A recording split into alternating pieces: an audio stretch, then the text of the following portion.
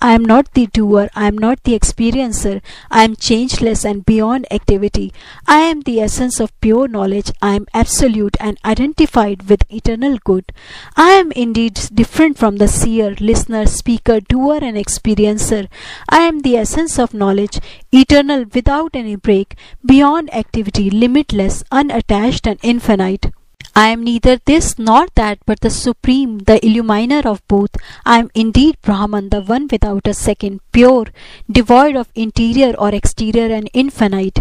I am indeed Brahman, the one without a second, matchless, the reality that has no beginning, beyond such imagination as thou or I, or this or that, the essence of eternal bliss, the truth.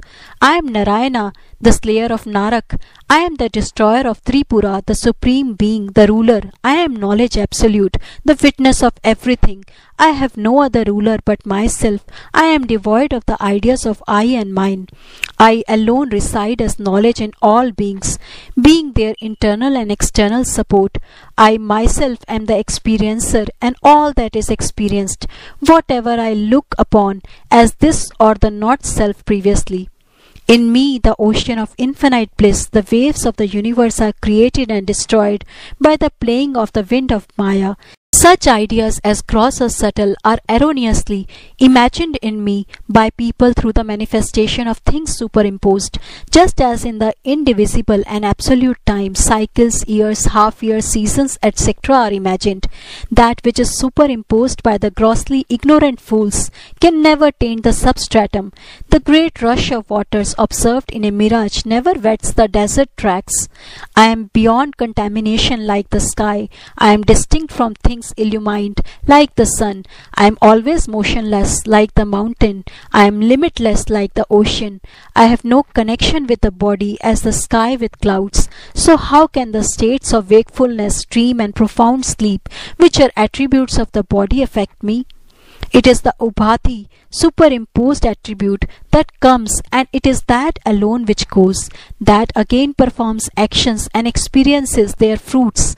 That alone decays and dies. Whereas I ever remain firm like the Kula mountain. For me, who am always the same and devoid of parts, there is neither engaging in work nor cessation from it. How can that which is one concentrated without break and infinite like the sky ever strive? How can there be merits and demerits for me, who am without organs, without mind, changeless and formless, who am the realization of bliss absolute? The Shruti also mentions this in the passage, not touched, etc. If heat or cold or good or evil happens to touch the shadow of a man's body, it affects not in the least the man himself, who is distinct from the shadow. The properties of things observed do not affect the witness, which is distinct from the changeless and indifferent, as the properties of a room do not affect the lamp that illumines it. As the sun is a mere witness of men's actions, as fire burns everything without distinction, and as the rope is related to a thing superimposed on it, so am I, the unchangeable self, the intelligence absolute. I neither do nor make others do any action. I neither enjoy nor make others enjoy. I neither see nor make others see. I am that self-effulgent transcendent Atma. When the supervening adjunct Upadhi is moving, the resulting movement of the reflection is ascribed by fools to the object reflected, such as the sun, which is free from activity, and they think, I am the doer, I am the experiencer, I am killed, oh alas!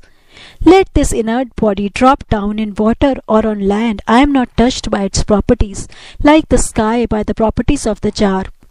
The passing states of the buddhi, such as agency, experience, cunning, drunkenness, dullness, bondage and freedom, are never in reality in the self, the supreme Brahman, the absolute, the one without a second. Let there be changes in the Prakriti in 10, 100 or 1,000 ways. What have I, the unattached knowledge, absolute, got to do with them? Never do the clouds touch the sky. I am verily that Brahman, the one without a second, which is like the sky, subtle, without beginning or end, in which the whole universe from the undifferentiated down to the gross body appears merely as a shadow. I am verily that Brahman, the one without a second, which is the support of all, which illumines all things, which has infinite forms, is omnipresent, devoid of multiplicity, eternal, pure, unmoved, and absolute. I am verily that Brahman, the one without a second, which transcends the endless differentiations of Maya, which is the inmost essence of all, is beyond the range of consciousness, and which is truth, knowledge, infinity, and bliss absolute. I am without activity, changeless, without parts, formless, absolute, eternal, without any other support, the one without a second. I am the universal, I am the all, I am transcendent, the one without a second, I am absolute and infinite knowledge, I am bliss and indivisible. This splendor of the sovereignty of self-effulgence I have received by virtue of the supreme majesty of thy grace. Salutations to thee, O glorious noble-minded teacher, salutations again and again. O Master, thou hast out of sheer grace awakened me from sleep, and completely saved me who was wandering in an interminable dream, in a forest of birth, decay, and death, created by illusion, being tormented day after day by countless afflictions, and sorely troubled by the tiger of egoism. Salutations to thee, O Prince of Teachers, thou unnameable greatness, that art ever the same, and dost manifest thyself as this universe, thee I salute. Seeing the worthy disciple who had attained the bliss of the self realized the truth and was glad at heart, thus prostrating himself, that noble ideal teacher again addressed the following excellent words. The universe is an unbroken series of perceptions of Brahman, hence it is in all respects nothing but Brahman. See this with the eyes of illumination and a serene mind under all circumstances. Is one who has eyes ever found to see all around anything else but forms? Similarly, what is there except Brahman to engage the intellect of a man of realization? What wise man would discard that enjoyment of supreme bliss and revel in things unsubstantial? When the exceedingly charming moon is shining, who would wish to look at a painted moon? From the perception of unreal things there is neither satisfaction nor a cessation of misery. Therefore, being satisfied with the realization of the bliss absolute, the one without a second, live happily in a state of identity with that reality, beholding the self alone in all circumstances, thinking of the self, the one without a second, and enjoying the bliss of the self. Pass thy time, O noble soul. Dualistic conceptions in the Atma, the infinite knowledge, the absolute, are like imagining castles in the air. Therefore, always identifying thyself with the bliss absolute, the one without a second, and thereby attaining supreme peace, remain quiet. To the sage who has realized Brahman, the mind, which is the cause of unreal fancies, becomes perfectly tranquil. This verily is his state of quietude, in which, identified with Brahman, he has constant enjoyment of the bliss absolute, the one without a second.